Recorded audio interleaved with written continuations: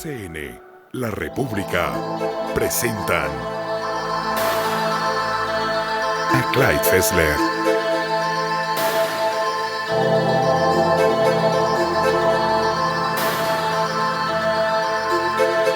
Clyde Fessler es ampliamente reconocido como el arquitecto del cambio dramático de la Harley-Davidson Motor Company.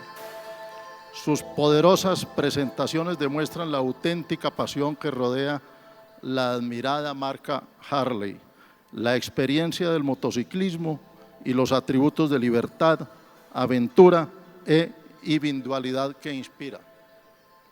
Fessler desempeñó cargos ejecutivos clave en Harley-Davidson durante 25 años, ejerciendo un papel integral en la evolución de la compañía en una marca de estilo de vida, de construcción comunitaria con seguidores extraordinariamente leales.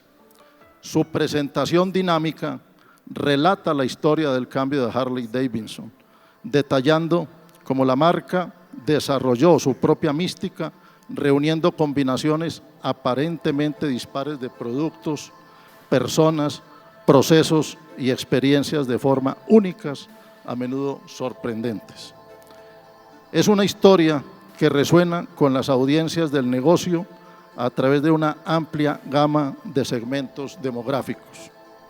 Gerente de publicidad y promociones de Harley-Davidson en 1977, pronto fue promovido a director de marketing, desde donde creó el Harley Owners Group, o más conocido como el HOG, que sigue siendo el grupo de entusiastas patrocinado más grande del mundo, con más de 1 millón de miembros activos. Bienvenido, señor Fessler.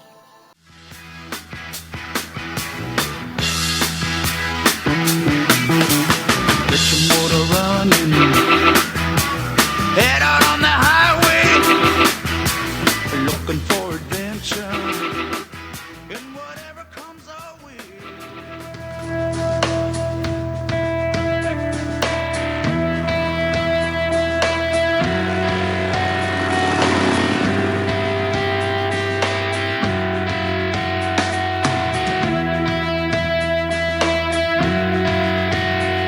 We believe in going our own way, no matter which way the rest of the world is going. We believe in bucking the system that's built to smash individuals like bugs on a windshield. Some of us believe in the man upstairs. All of us believe in sticking it to the man down here. We believe in the sky, and we don't believe in the sunroof. We believe in freedom. We believe in dust, tumbleweeds, buffalo, mountain ranges, and riding off into the sunset. We believe in saddlebags, and we believe that cowboys had it right. We believe in refusing to knuckle under to anyone. We believe in wearing black because it doesn't show any dirt or weakness. We believe the world is going soft, then we're not going along with it. We believe in motorcycle rallies that last a week. We believe in roadside attractions, gas station hot dogs, and finding out what's over the next hill. We believe in rumbling engines, pistons the size of garbage cans, fuel tanks designed in 1936, freight train-sized headlights, chrome and custom paint. We believe in flames and skulls. We believe life is what you make it, and we make it one hell of a ride. We believe the machine you sit on can tell the world exactly where you stand. We don't care what everyone else believes. Amen.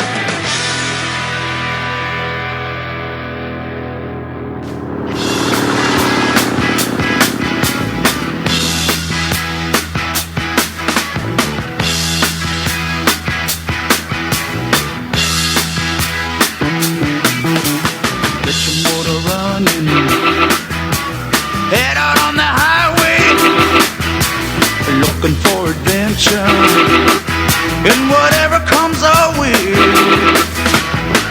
Yeah, down the road, make it happen. Take the world in a loving embrace. Fire fast and explode into space. I like smoking lightning. Every metal thunder. Thank you, Eduardo, for that wonderful, wonderful introduction. And I have to thank my mother for writing it. But also thank you for this opportunity to bring you the Harley-Davidson turnaround story. It's a saga of a small company from the Rust Belt in Middle America on the verge of bankruptcy with a Hells Angels biker image and brand. And it's a story how we turned that company around into one of the most recognized and respected brands in the world today. But before I start the presentation, I would have to tell you at least one biker story, and that's when I started work for Harley-Davidson back in 1977 as the advertising and promotion manager. And at that time, I was just started out in January, and one of my first assignments was to go down to Daytona Beach, Florida, for the bike rally that occurs in the first week of March every year. And that bike rally really celebrates the beginning of the riding season. And at that time, about 40,000 people showed up. Now over 400,000 people from all over the world attend that Daytona event. My mentor and my boss said, there's a couple of things you should do and a couple of things you shouldn't do when you're attending Bike Week. And one of them is that you should do is on Saturday night on Main Street, they line up all the Harley-Davidson motorcycles, handlebar to handlebar on Main Street for at least a mile or 2 miles. And all the mamas and the dudes in their leathers are proudly standing behind their motorcycles showing them off. So Saturday night came up, and I went upstairs in my hotel room, put a nice pair of dress pants on and sort of a John Travolta shirt, and went outside of the hotel. And as I was going out of the hotel, there was a beautiful motorcycle similar to this one sitting there, and I stopped to admire it because the paint was perfect and the chrome was perfect. And as I was looking at the motorcycle, this lady came up from the left, and it took me a few seconds to recognize that something just wasn't right. And that was she was wearing a helmet that was 10 sizes too big for her. And I said to her, hey, is this your motorcycle? And she says, oh no, it's my boyfriend's. In fact, I'm looking for him. And just then this booming voice came out of the dark and said, hey dude, lay off of my chick. And I looked up, and here was this monster of a man holding a big can of beer in his hand, and you couldn't even see it because his fist was that big. In fact, he sort of looked just about like this. I had to get by him in order to get to the transportation to get downtown. So I walked up to him, and I said to him, hey, I was not, hustling your girlfriend. I was admiring your motorcycle. In fact, I'm from the Harley-Davidson factory. See my pin? And he says, dude, what I think of your pin, I'm going to eat it. And he picks me up and starts chewing on my collar. Now, I'm 6'2", 220 pounds, and my feet are dangling that far off the ground. And the biker's chewing on my collar, and he gives me a 360-degree spin, sets me down, and there's my collar in his mouth. And he says, poof, what do you think of that, dude? Well, my heart starts to beat. The adrenaline goes through my system. My arms stiffened up, and I went up to him and said, thank you for riding a Harley-Davidson motorcycle. So with that, I literally learned a couple of different things that I had to really understand the culture of Harley-Davidson and the culture of motorcycling. So for the next 6 years, at Christmas time, I stopped shaving, and I grew a beard so I could go down to Daytona Beach and hang out with the guys and learn how to speak motorcycle. Because I wanted to learn the culture, because in any corporation, it's the culture of that corporation that's the most important thing. And if you're going to change it, you have to understand what you're starting with. There is also another lesson that I learned in that visit, that problems in any business is in the office, but the solutions are getting out with your customers, and the solutions are in the field. So, with that, I'd like to start the formal part of the presentation and take you back in history to 1903, when three significant things happened in the area of transportation. Two brothers by the name of Wright flew the first airplane. A guy by the name of Ford rolled that first Model A or Model T down an assembly line, and three Davidsons and a Harley got together and built the first Harley-Davidson motorcycle. And at that time in the United States, motorcycling became very, very important. In fact, there were over 240 different manufacturers of motorcycles in the early 1900s. Then World War II came around and that changed, and the Great Depression ran most of them out of business except for two. And then after that, the 1950s, Harley was the only one left because our competitor, Indian, didn't pay attention to the constituency and what their customers wanted and needed from Indian. Then in 1964, a significant thing happened in the area of transportation, and that was the advent of the baby boom generation became driving age. So Honda came to the United States, and Suzuki and Yamaha, and started competing head-on against Harley-Davidson. And then there was a senior manager at a company called American Machine and Foundry, AMF. They made tennis rackets, Ben Hogan golf clubs, Hatteras yachts, and all kinds of things. And their chairman of the board was a motorcycle enthusiast. So in 1969, AMF merged with Harley-Davidson when we were making about 17,000 motorcycles a year. Well, that changed.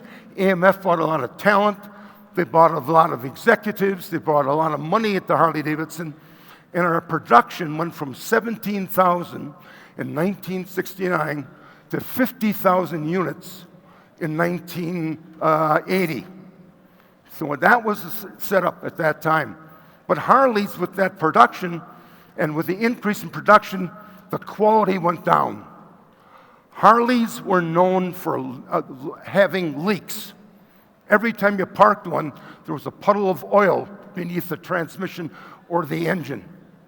In 1980, when we shipped 50,000 motorcycles, 3 out of every 4 seized the valve. We needed the brand new engine, and we went to the new chairman of the board of AMF, and we said, we need this brand new engine to keep up with technology, and we can't do it internally. So they said to us, go to the outside, look for a different manufacturer and designer. So Harley-Davidson in 1980 approached Porsche, and Porsche designed this V4 liquid-cooled, absolutely fuel injection, state-of-the-art motorcycle, and we built 6 prototypes. I rode them. They were the highest performing motorcycle I've ever ridden.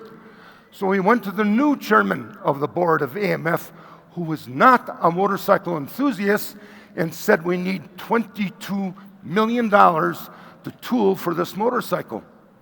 And he says, I don't think so. In fact, I want to invest all the money that we have in oil exploration and different businesses, send all the money from Harley-Davidson to New York, and we're going to harvest the company and let the company die a natural death over the next 3 or 4 years.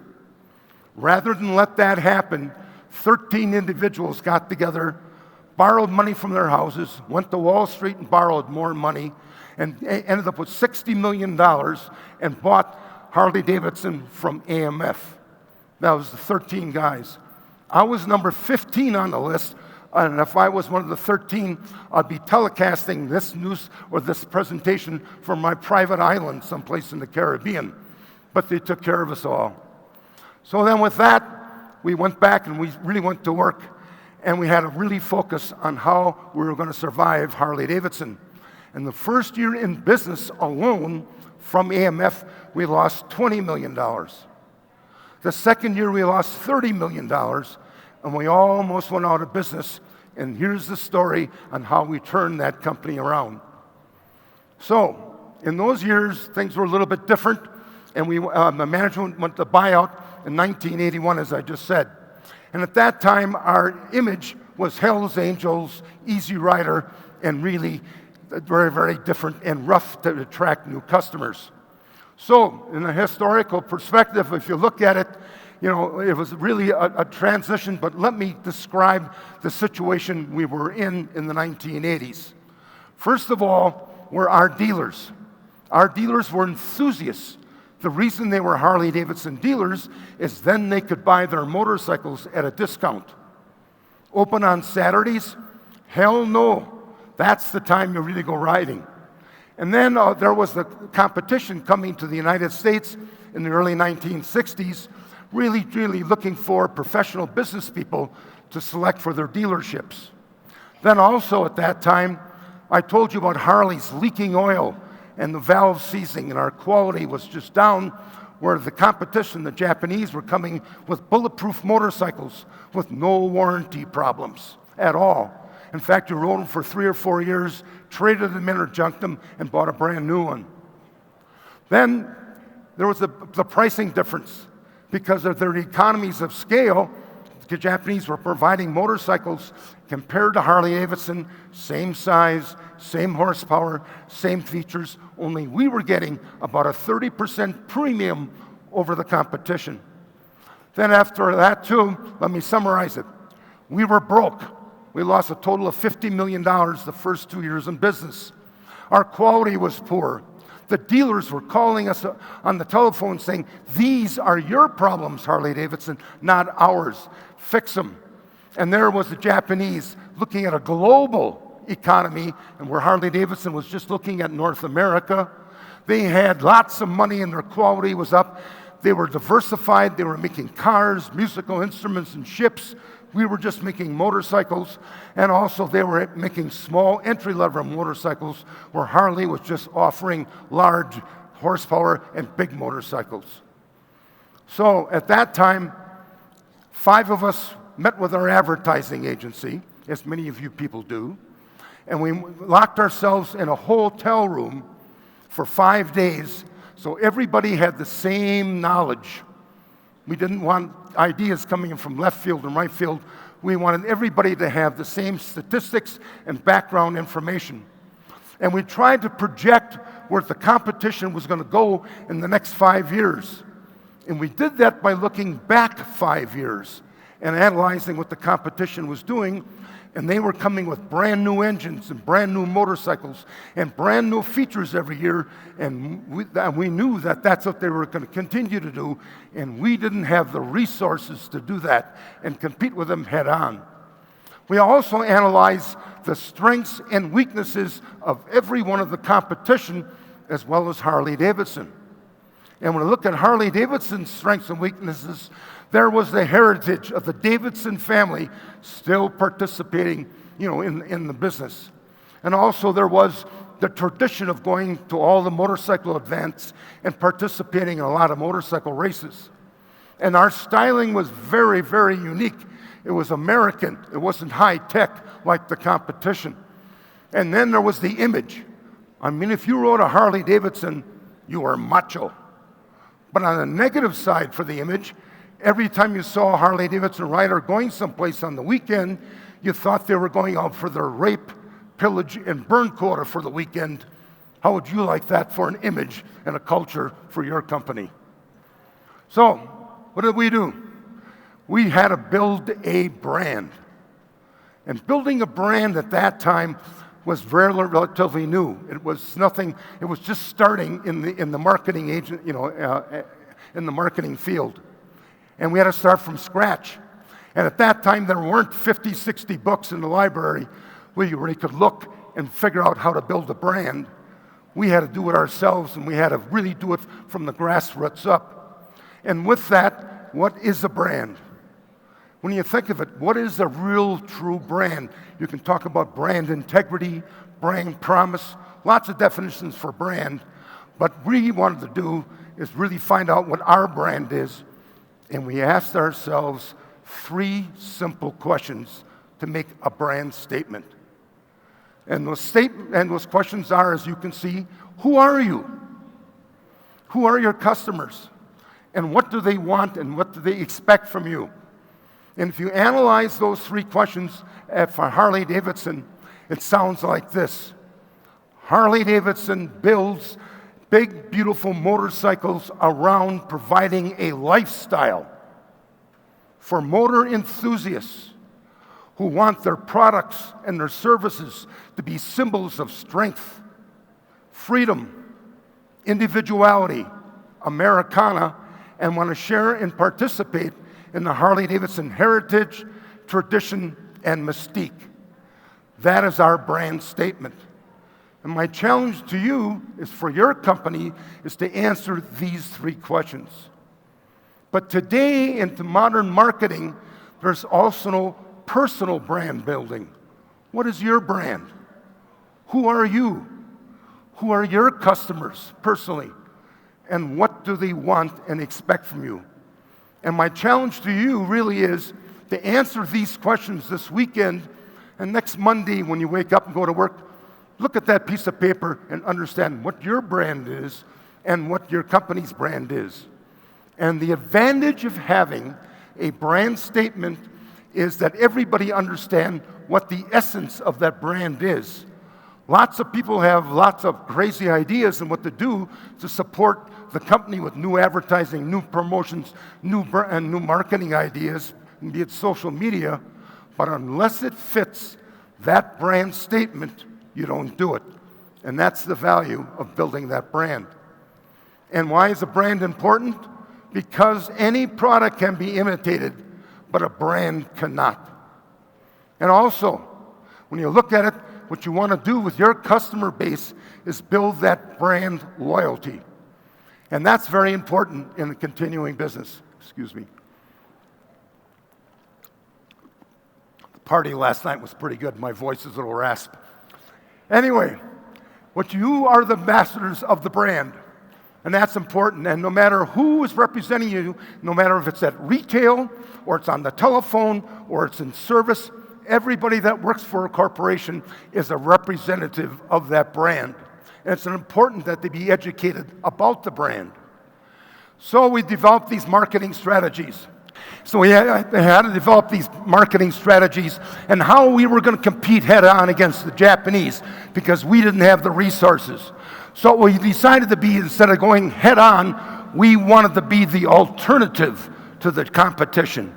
In fact, what we did is we established this marketing strategy of turning left in everything we did when the competition we knew was going to turn right.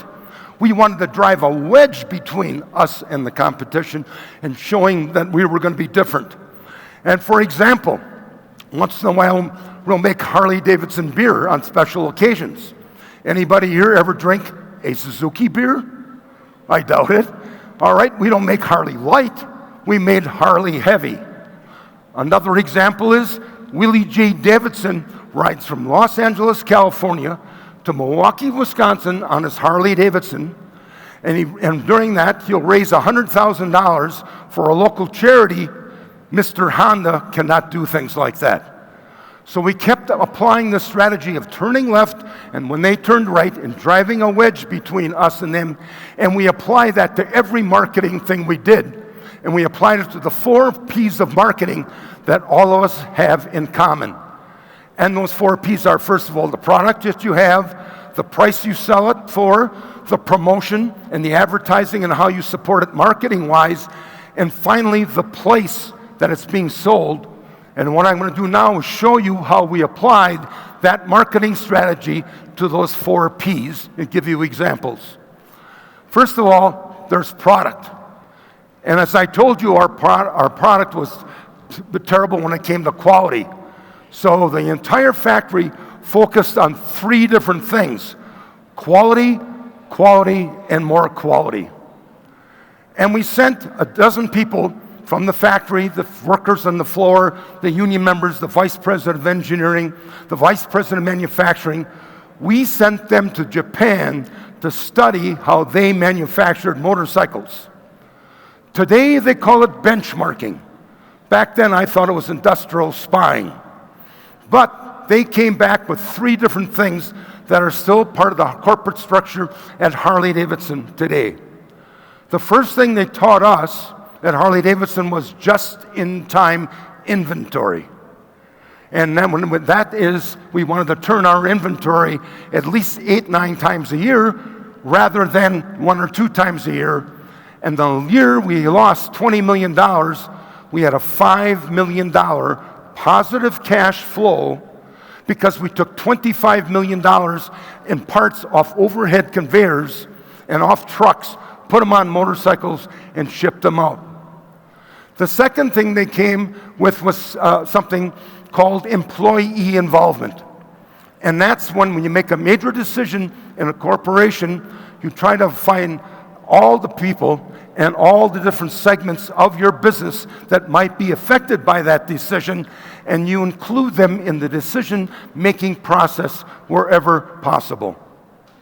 The third principle the Japanese taught us was something called statistical operators control.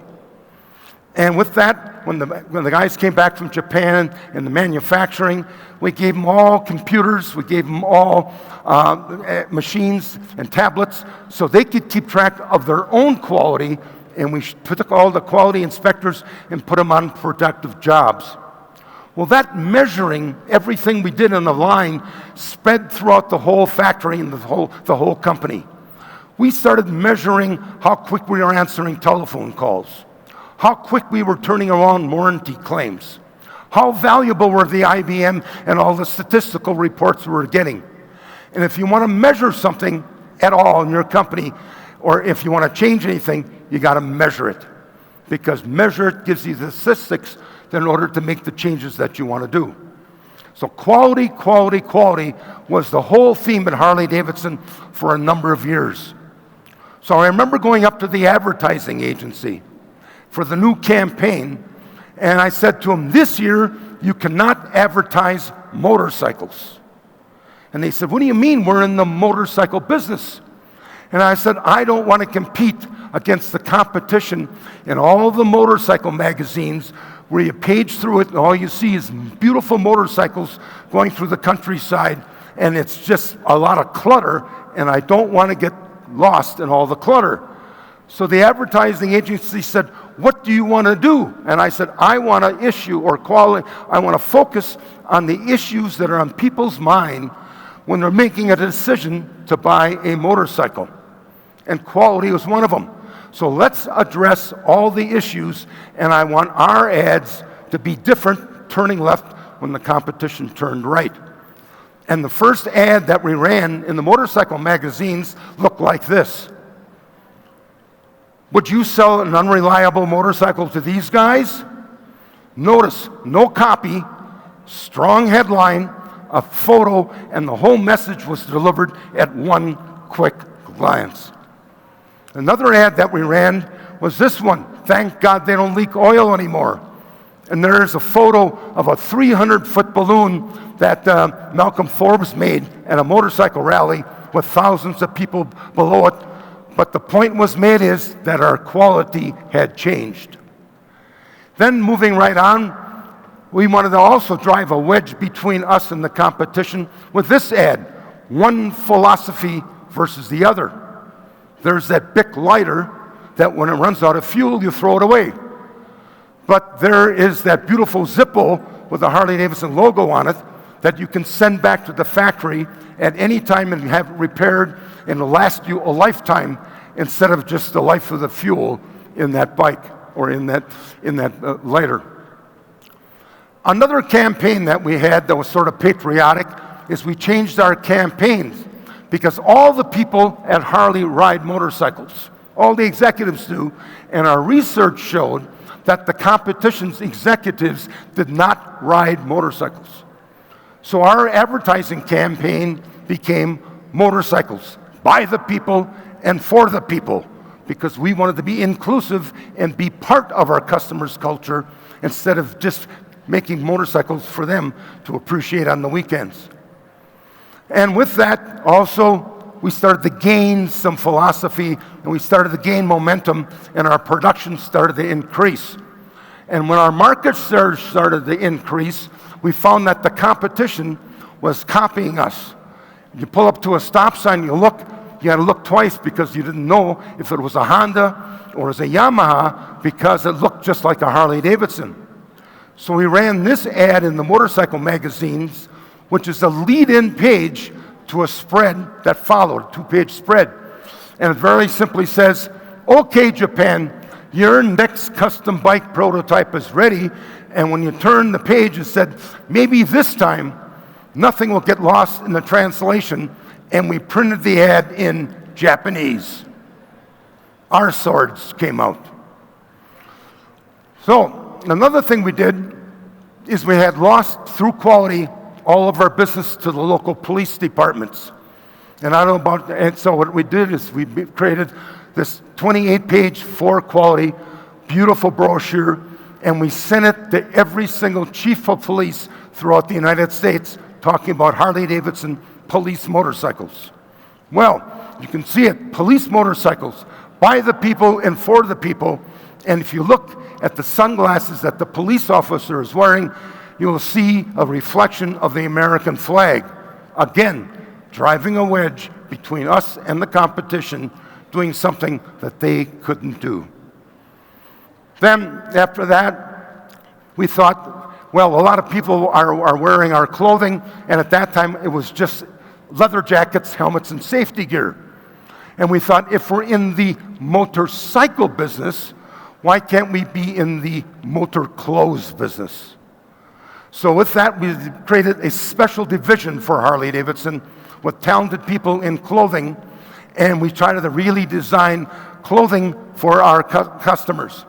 And then at that time, so we have a special label. As you can see, it says Harley-Davidson Motor Clothes, an American legend, and that's the label that goes in every one of our clothing that we manufacture. Then after that, so we decided to really design clothing from head to foot. If you were on a motorcycle and you wanted to be clothed in Harley-Davidson, we wanted to supply everything, even suntan lotion.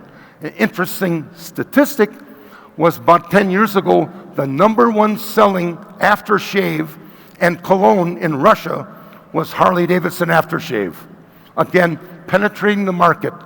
And our plan was, if you can get somebody comfortable with your image and your brand by them wearing your clothing, maybe someday they will step up and buy a motorcycle. Last year, Harley-Davidson sold 250,000 motorcycles. We sold over 10 million garments, 1 million pairs of boots. Again, getting people comfortable with your brand through clothing, and maybe they'll buy the motorcycle. But in designing fashion clothing, we didn't want to alienate our core customers because the base, the core of the line, still had to be the functional safety clothing of boots, jackets, gloves, jackets, and helmets. Again, focusing on keeping our core constituency, but yet expanding the line. And really, and going forward, we also found out that there were a lot of ladies buying Harley-Davidson jackets. I was in the office one night doing warranty registrations on clothing and leather jackets. And even though our marketing statistics show that 5% of the motorcycles we sold were being sold to ladies, 30% of the people signing the warranty registrations on jackets were ladies. So we developed a special line of clothing for just the ladies, whether they're riding their own motorcycles or on the back of a Harley-Davidson. And that really expanded the line that much more. And as all you guys know out there, there's nothing like a lady in leather. But moving right along from there, we also designed a complete line of clothing for kids and children because we want to imprint the Harley-Davidson image and logo and brand on our future customers at the earliest possible age. Several years ago, we sold more ride-on toys through mass merchandisers than we sold motorcycles. Again, building the brand from the ground up.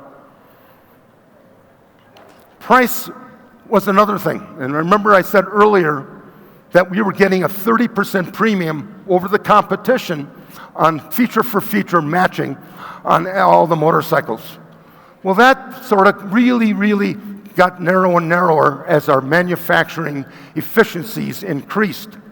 And finally, we were at a pretty good level.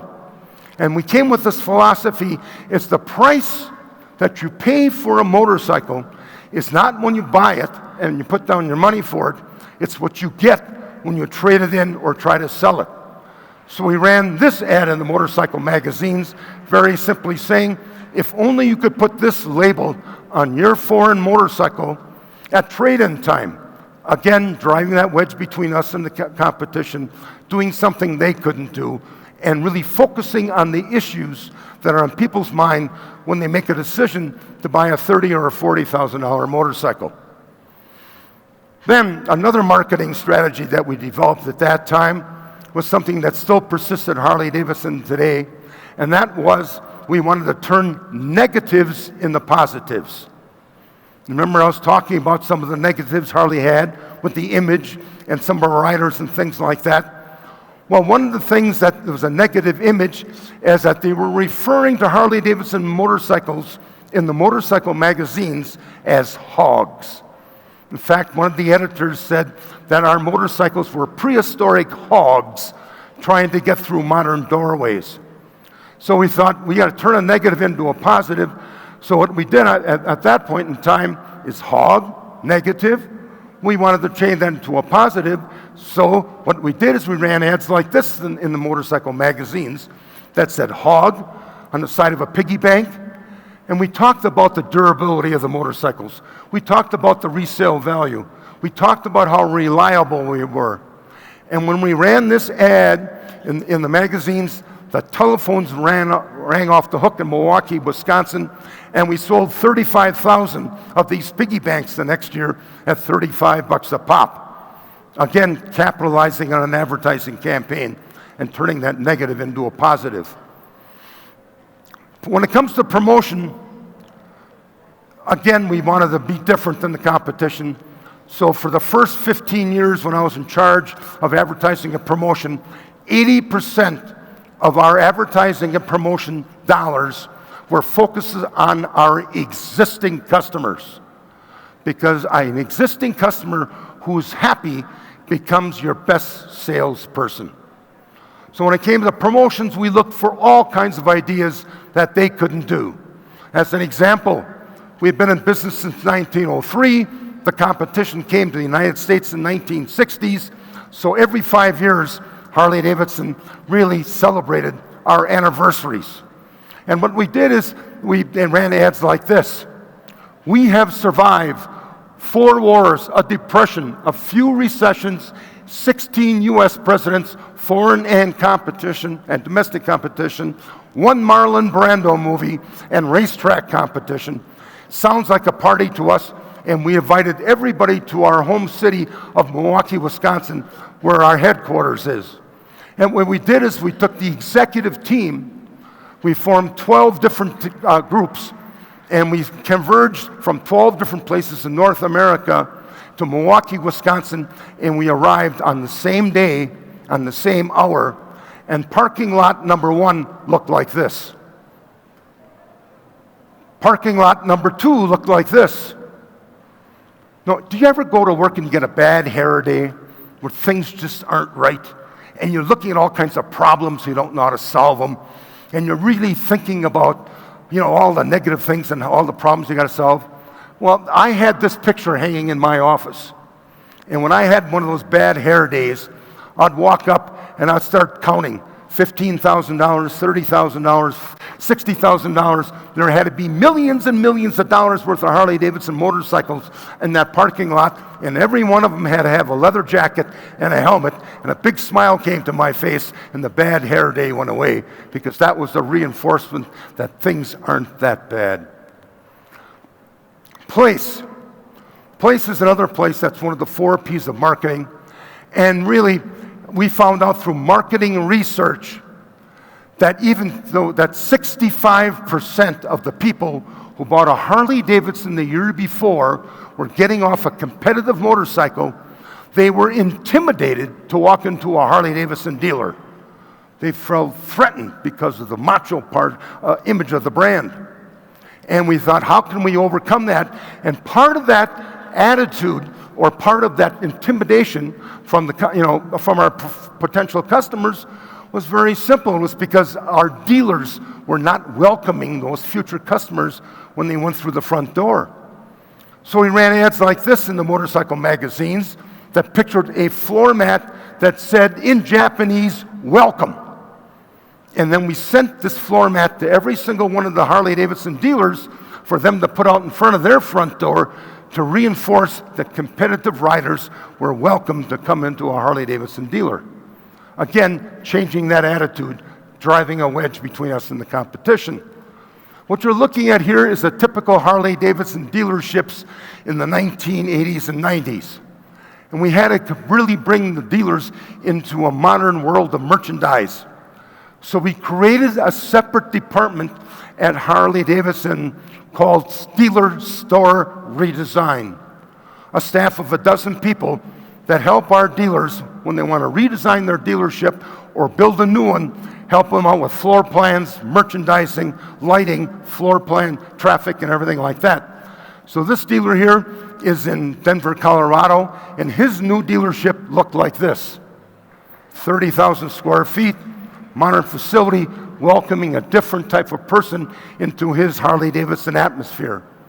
But the strategy was we didn't want the cookie-cutter approach like McDonald's and all the fast food restaurants that you have. We want every single Harley-Davidson dealership, yes, to have the same concepts when it comes to merchandising, but we want them to be different because as the people travel throughout the United States, North America, and South America, and they visit Harley-Davidson dealers, we want to provide them with a new experience. So as you travel and you find different dealerships in Milwaukee, we use products, bricks that are indigenous to the area. If you go to New Hampshire, you'll find a dealership like this. How about Arizona, Mesa, Arizona? You'll find this dealership. And if you travel to Hawaii, you'll find this one. How about Miami, Florida, with an Art Deco theme of that local area? That's Phil Peterson's dealership. Again, the hog farm in the middle of Iowa. Again, something different and a reason to drop into that dealership. And the big granddaddy of them all is in Daytona Beach, 120,000 square feet, complete with an amphitheater for a rock stage and everything. And how about going to Japan and finding a dealership like this? Or when I was in Dubai, I took this picture a couple of years ago. Another idea is Caps Harley-Davidson, Denmark. Again, beautiful dealerships, all a little bit different, but keeping with the Harley-Davidson brand image in merchandising and also in sales and marketing.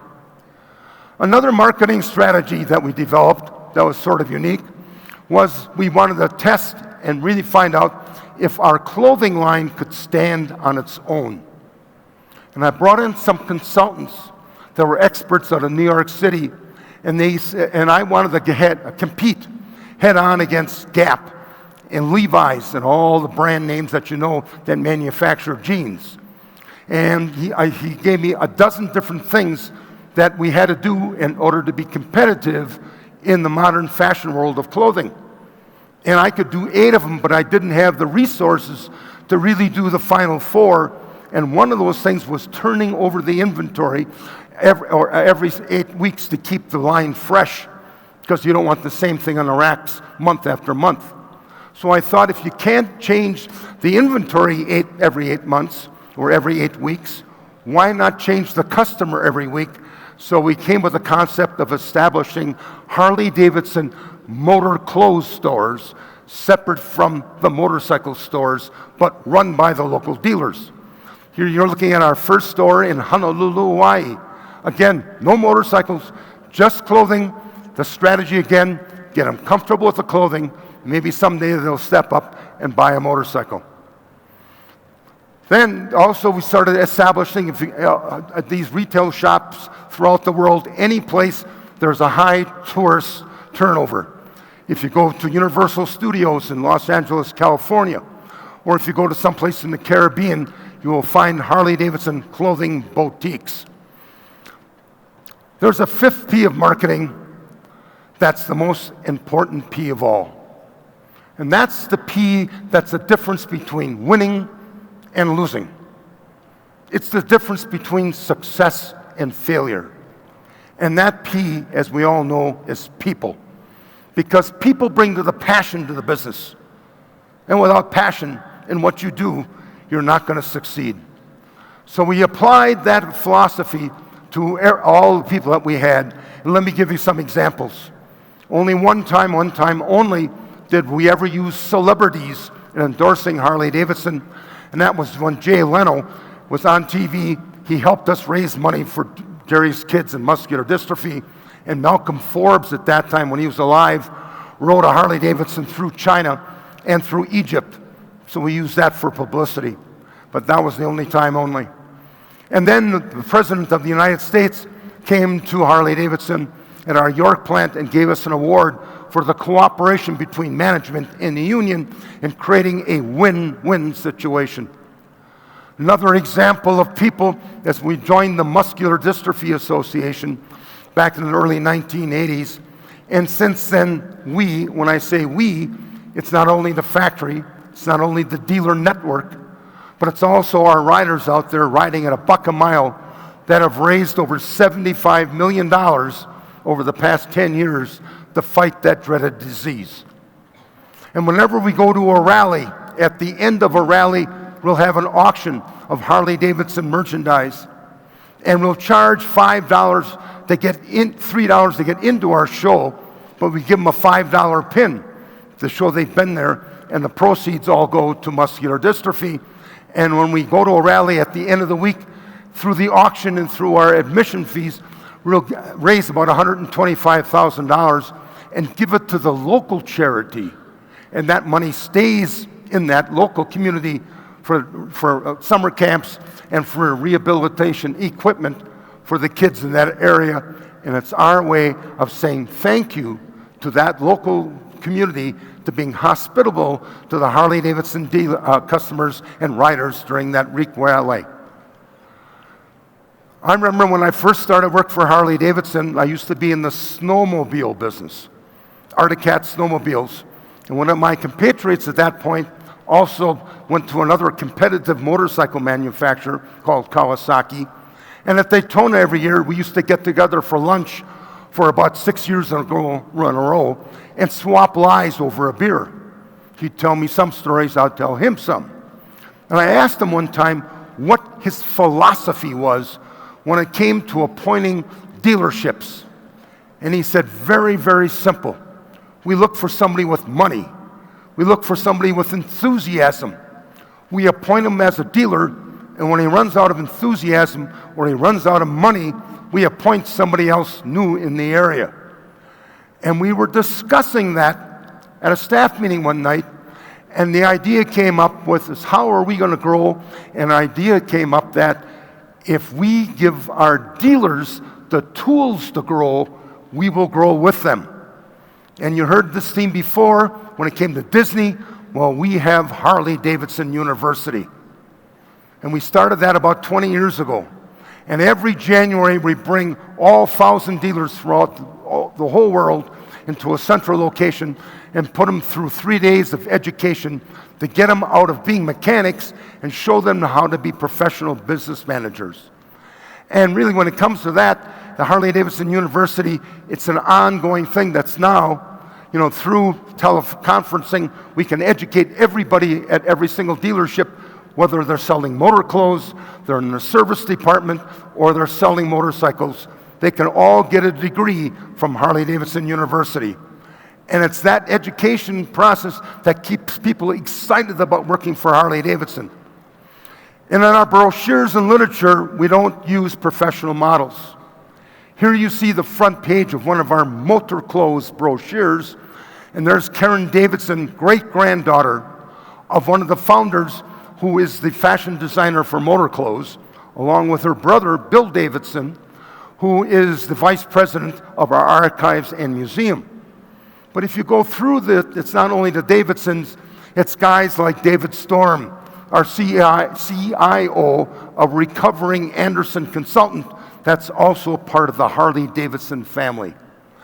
But it's not only the people in the office, it's the guys on the line, welding the frames, putting the pistons in the engines that are all part of the Harley-Davidson family. And the next guy I want to introduce to you has one of those all-American names like Joe Montana, the famous football player. Meet Claude Hammer. He's a welder at York, Pennsylvania. He puts the gas tanks on the motorcycles. He too is part of the Harley-Davidson family, and he's modeling one of our blowout t-shirts. The Harley Owners Group is another thing that I started back in the early 1982, and is now the largest enthusiast motorized club in the world. Over 1 million members belong to the Harley Owners Group.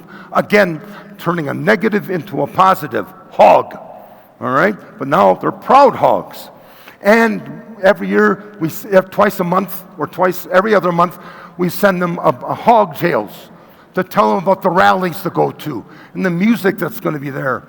But it's not so much the destination, it's the journey in getting there and the experience that you're going to have on the motorcycle. And at those rallies, we'll bring the brand new motorcycles so they can test ride them and compare them to the existing motorcycles that they have so they can see the differences and the improvements that we make year after year. And to get to know our customers, we'll be at those rallies. And what you see here is a picture of the Vice President of Sales, myself, the President, and the Vice President of Service. And we're going to have a motorcycle race across a parking lot. Now, it's a skill test. The last person to get there without putting their feet down wins the race. So it's us getting out with our customers and really getting with them. We're desk jockeys. During the week, we're on telephones, we're running desk business, but on the weekends, we're out with our customers, understanding their wishes and their wants, and getting down and really being and having fun with them and communicating with them, being part of the family. And it gives us our chance to talk to these people and understand where they want to go and what the experiences they want to have on a motorcycle. And we give them tours where they can travel the United States. My group and my club just got through with a tour of Africa. Next year we're going to do one through the castles in Spain. And it's a way to see the world on a Harley-Davidson motorcycle. And getting out on a motorcycle, I don't know how many here actually own a Harley-Davidson? Anybody? One person and a lady. Two. I'm in deep doo-doo. How many, though, would love to own and ride a Harley-Davidson motorcycle? I'm feeling a lot better now. Well, let me describe riding a bike, and maybe you can relate to it.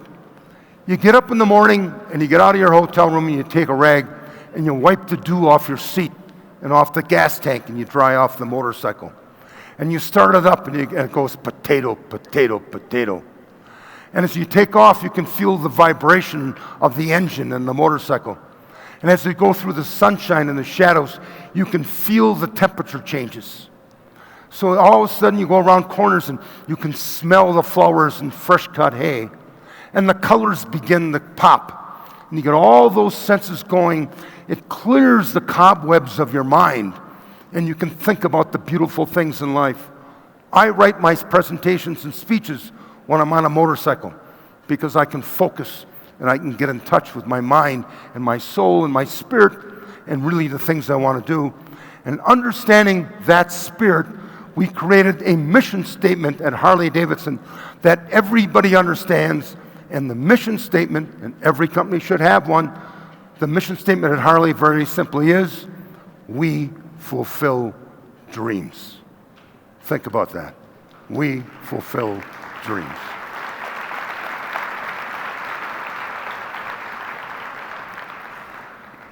And we had some ads following of that, and things started to turn around. This one says, when was the last time you felt this strongly about anything? Anybody here ever see a Honda tattoo on somebody's arm? Don't think so, but you'll see a Harley tattoo on a lot of people. And also, we want you to return to the hormones of your youth. And do you know why? Because there's a little bit of biker in everybody. And if you look at the market share, when I was general sales manager, we were running about a 12% market share And now we outsell in the United States Honda, Kawasaki, Suzuki, and Yamaha combined with over a 50% market share. And if you want to look at our production, if this goes up to 2012, they're making about 250,000 motorcycles a year right now. 38% of Harley-Davidson's production, according to the last annual report, is shipped internationally. And if you look at this production, the rapid growth from 1986, we went through a 15% growth every single year for 5 years. And that 15% growth was planned. We had to go to every one of our vendors, we had to go to our dealers, we had to go to our suppliers, we had to go to the banks, we had to talk to everybody because everybody became a team in order to achieve that type of an increase. That just doesn't happen overnight. It takes planning. And if you want to look at a stock price, if you would have invested $100 in Harley-Davidson stock way back when, it would be worth about $20,000 today.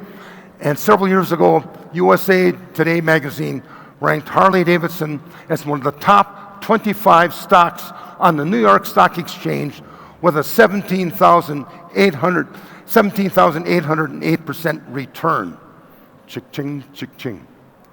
So, with that, I'd like to conclude with one little ad, and let me set the scene first.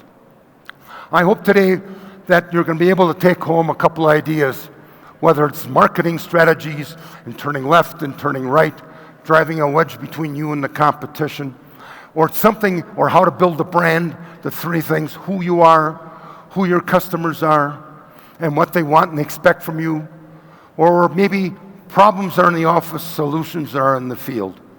There are a lot of things, and I hope sincerely that each of you will take home at least one idea from this conference, or two ideas over the last 2 days that you're going to enact when you go to the business on Monday. But with that, I'd like to show you this one little ad, and there's a difference between having pride, being an aristocrat, being snobby, or just what's all about your brand. And when you get there, really, are you proud of it, and do you know you're there? And with that, I'd like to conclude by showing you this one last ad that was really focused on existing Harley-Davidson customers.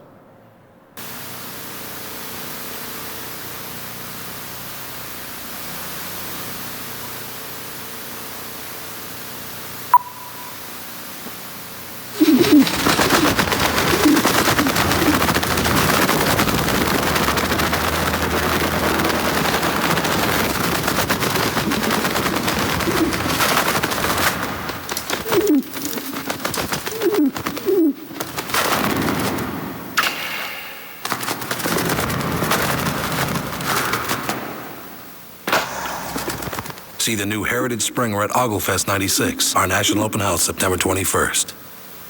What do you think of that?